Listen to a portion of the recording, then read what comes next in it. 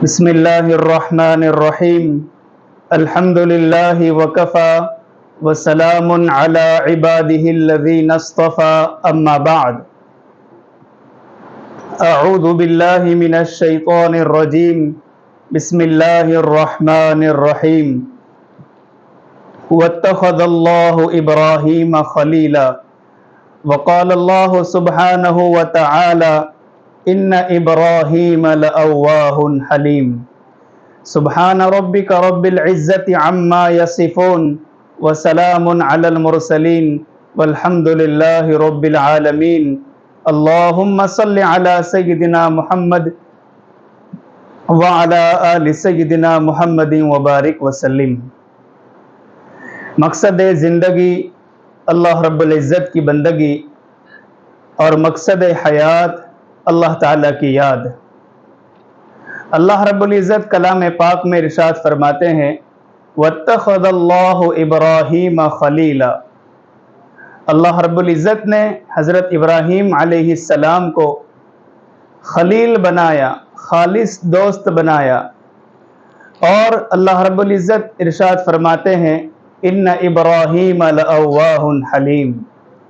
یقیناً حضرت ابراہیم بہت زیادہ آہیں بھرنے والے اور بہت ہی زیادہ بردبار تھے. حضرت ابراہیم علیہ السلام کا نام مکمل قرآن کریم میں تقریباً 69 دفعہ آیا ہے، یعنی 69 مقامات پر اللہ رب العزت نے حضرت ابراہیم علیہ السلام کا تذکرہ فرمایا ہے، جن میں سے 2 آیتیں آج کی اس مجلس کے لیے منتخب کی گئی ہے. اللہ رب العزت کلام پاک میں فرماتے ہیں: واتخذ اللہ ابراہیم خلیلا. اور اللہ رب العزت نے حضرت ابراہیم علیہ السلام کو اپنا خالص دوست بنایا. اب یہاں 2 باتیں قابل غور ہیں. پہلی بات تو یہ کہ خلیل کے کیا معنی ہوتے ہیں، کیا میننگ ہوتے ہیں، اور نمبر 2، اللہ رب العزت نے حضرت ابراہیم علیہ السلام کو خلیل کیوں بنایا. حضرت عبداللہ ابن عباس رضی اللہ تعالی عنہما فرماتے ہیں کہ خلیل بمعنی صفی، یعنی محبوب، منتخب، جس کو پسند کیا جائے، جس کا انتخاب کیا جائے، اس کو خلیل کہا جاتا ہے. اور حضرت عبداللہ ابن عباس رضی اللہ تعالی عنہما کے علاوہ دیگر حضرات نے خلیل کے معنی یہ لکھے ہیں کہ خلوص اور دل کی گہرائیوں سے محبت کرنے والا. تو خلیل کے 2 معنی ہوئے: نمبر 1 منتخب، محبوب، جس کو پسند کیا جائے، جس کا انتخاب کیا جائے، اور نمبر 2 خلوص اور دل کی گہرائیوں سے سچی پکی محبت کرنے والا خلیل کہلاتا ہے. اشرف البیان فی توضیح معانی القرآن جلد 3 میں اللہ رب العزت نے حضرت ابراہیم علیہ السلام کو خلیل کیوں بنایا، اس کی چند وجوہات لکھی ہے. پہلی وجہ یہ ہے کہ چونکہ حضرت ابراہیم علیہ السلام توحید پرست تھے، اللہ رب العزت کی عبادت میں، وحدانیت میں کسی اور کی شرکت بالکل برداشت نہیں فرماتے تھے.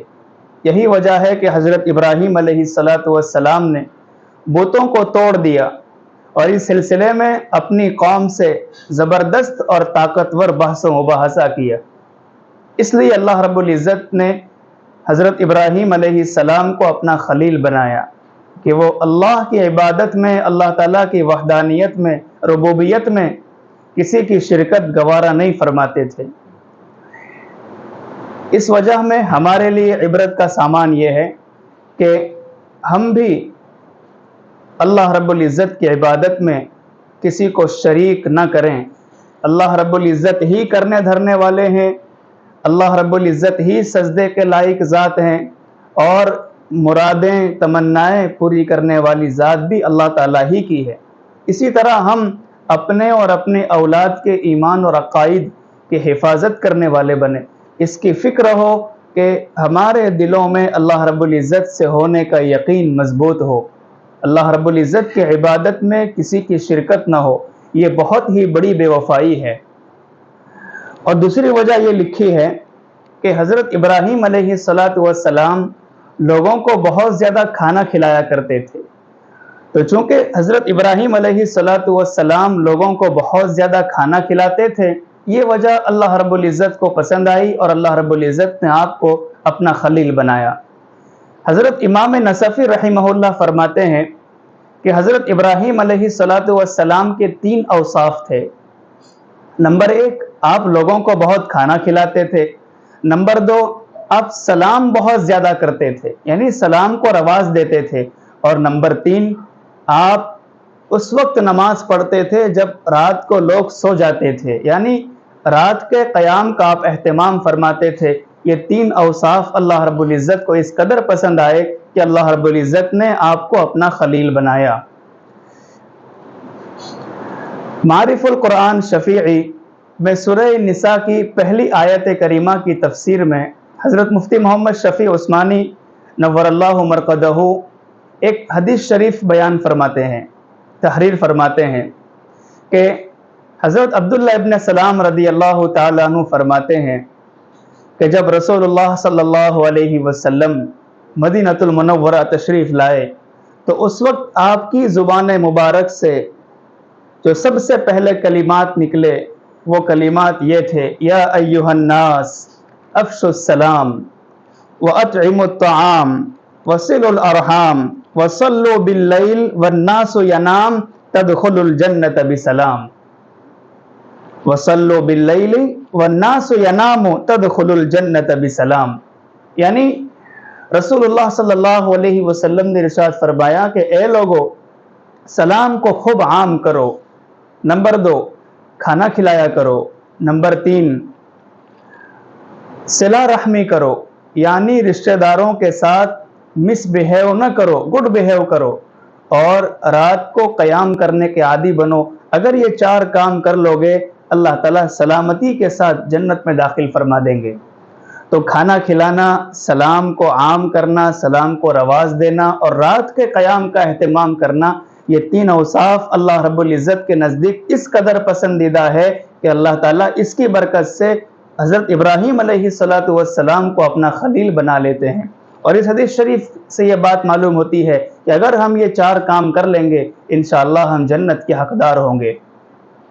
ایک وجہ یہ بھی لکھی ہے: وَقِيلَ أُوحِيَ إِلَيْهِ إِنَّمَا اتَّخَذْتُكَ خَلِيلًا۔ جی اللہ تعالیٰ فرماتے ہیں کہ حضرت ابراہیم علیہ السلام کی طرف وحی کی گئی۔ اللہ تعالیٰ فرماتے ہیں کہ میں نے تم کو ابراہیم اس لیے خلیل بنایا لِأَنَّكَ تُحِبُّ أَن تُعْطِيَ وَلَا تُعْطَى، کہ آپ لوگوں کو عطا کرے اور کوئی آپ کو عطا نہ کرے، یعنی آپ راہ خدا میں بہت زیادہ خرچ کرنے والے تھے، دل کھول کر اللہ کی راہ میں خرچ کیا کرتے تھے، جس کے سبب اللہ رب العزت نے آپ کو اپنا خلیل بنایا۔ اور ایک وجہ یہ لکھی ہے کہ آپ لوگوں کو دیا کرتے تھے اور لوگوں سے سوال نہیں کرتے تھے۔ اور آخری وجہ یہ ہے کہ ایک دفعہ قحط ہوا، جس کو ہم اپنی زبان میں دکاڑ کہتے ہیں، تو لوگ حضرت ابراہیم علیہ السلام کے دروازے پر حاضر ہوئے کہ اے خلیل اللہ، اے وقت کے نبی، ہم سب بہت زیادہ پریشان ہیں، آپ ہماری مدد فرمائیں اور ہمارے لیے کھانے کا انتظام کر دیجئے۔ حضرت ابراہیم علیہ السلام کا ایک دوست جس کا تعلق مصر سے تھا، وہ حضرت ابراہیم علیہ السلام کو سال میں ایک متعین مقدار غذا کی، غلے کی بھیج دیا کرتا تھا۔ حضرت ابراہیم علیہ السلام نے اپنے بچوں کو اس دوست کے پاس بھیجا کہ آپ کچھ لوگوں کی مدد کر دیجئے۔ وہ دوست کہنے لگا میں خود بھی پریشان ہوں۔ تو جب بچے واپس لوٹ رہے تھے تو انہوں نے کہا کہ کاش ہم کچھ تو لے کر جائے۔ چنانچہ انہوں نے بوریوں میں ریت بھر لی، سنگریزے بھر لیے اور وہی بوری لے کر آئے اور حضرت ابراہیم علیہ السلام کے سامنے پوری صورتحال بیان فرمائی۔ حضرت ابراہیم علیہ السلام چونکہ لوگوں کی غمخواری کرتے تھے، اللہ کی مخلوق سے محبت کرنے والے تھے، بڑے پریشان ہوئے کہ اب کیا کیا جائے۔ اسی پریشانی میں آپ کو نیند آ گئی۔ آپ کی بیوی حضرت سارہ علیہ السلام نے ان بوریوں کو کھولا تو کیا دیکھتے ہیں؟ اس کے اندر میدا تھا۔ آپ نے نان بھائیوں کو حکم فرمایا کہ ان کی روٹی بنائیں اور لوگوں کو کھلائے۔ جب حضرت ابراہیم علیہ السلام بیدار ہوئے تو پوچھا کہ یہ کھانا کہاں سے آیا؟ تو اس وقت حضرت سارہ علیہ السلام نے ایک جملہ کہا کہ یہ کھانا آپ کے دوست کی طرف سے آیا ہے۔ اس وقت حضرت ابراہیم علیہ السلام نے فرمایا نہیں، بلکہ میرے دوست اللہ تعالیٰ کی طرف سے آیا ہے۔ تو اس وقت اللہ رب العزت نے آپ کو اپنا دوست تجویز فرمایا۔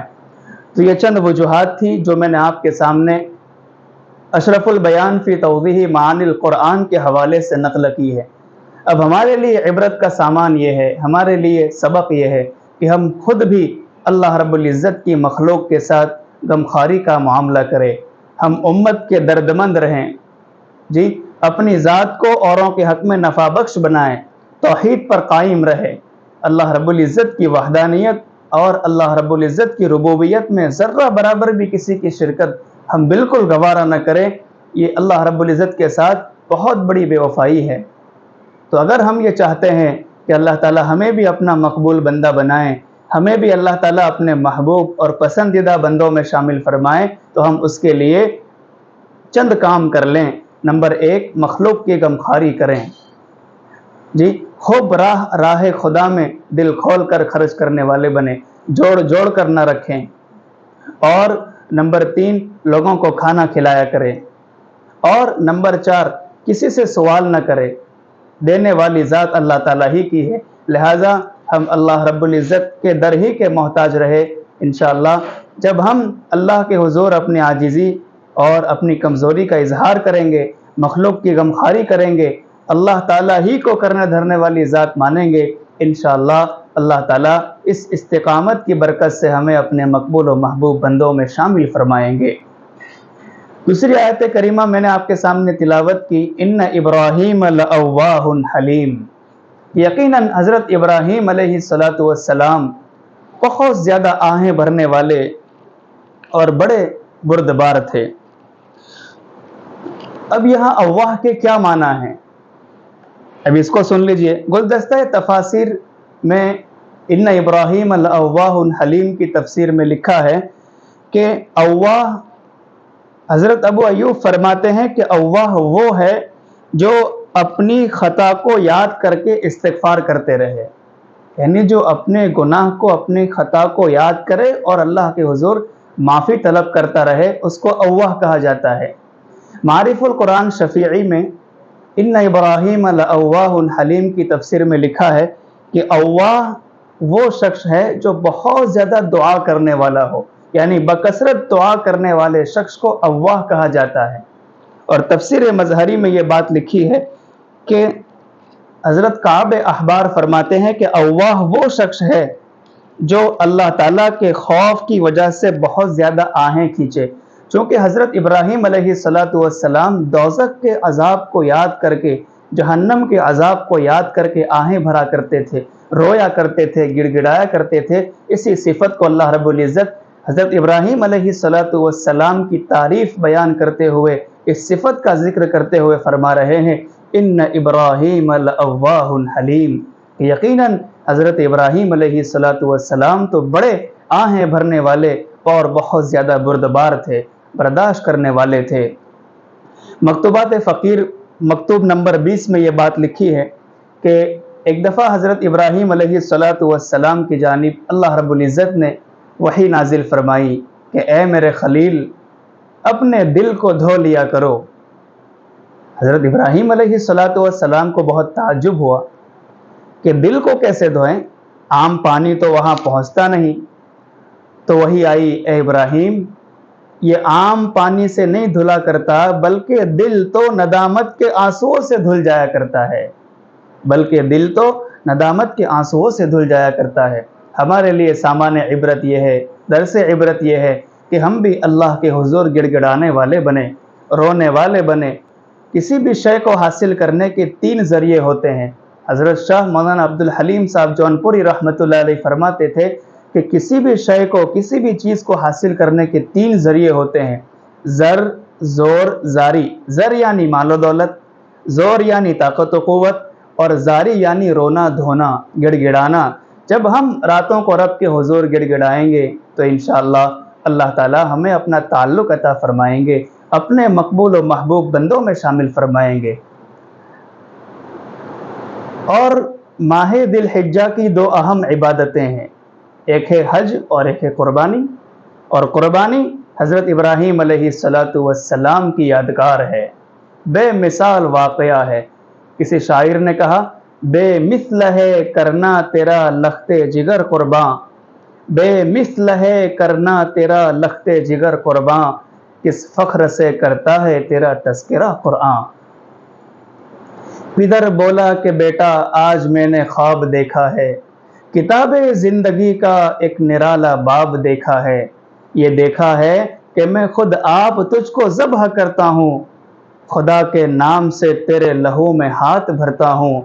سعادت مند بیٹا جھک گیا فرمان باری پر، زمین و آسماں حیران تھے ان اطاعت گزاروں پر۔ یہ فیضان نظر تھا یا کہ مکتب کی کرامت تھی، سکھائے کس نے اسماعیل کو آداب فرزندی۔ اور عید الاضحیٰ کا پیغام کیا ہے، اب اس کو بھی سمجھ لیجئے۔ آدمیت اور محبت عید کا پیغام ہے، آدمیت اور محبت عید کا پیغام ہے، نفس کی قربانیوں کا عید الاضحیٰ نام ہے۔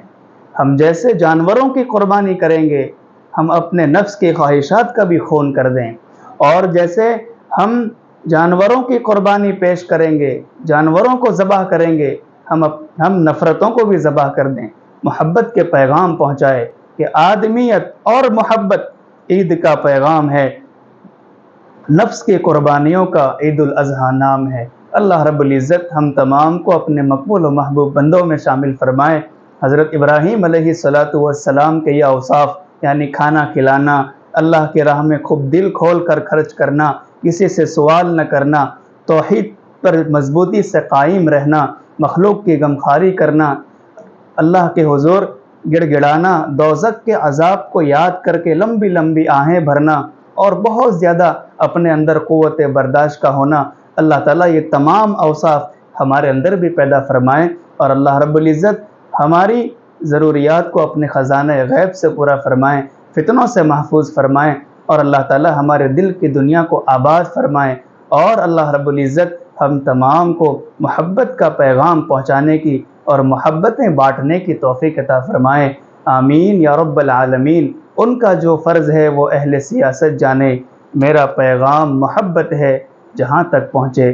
وآخر دعوانا ان الحمدللہ رب العالمین۔ السلام علیکم ورحمۃ اللہ وبرکاتہ۔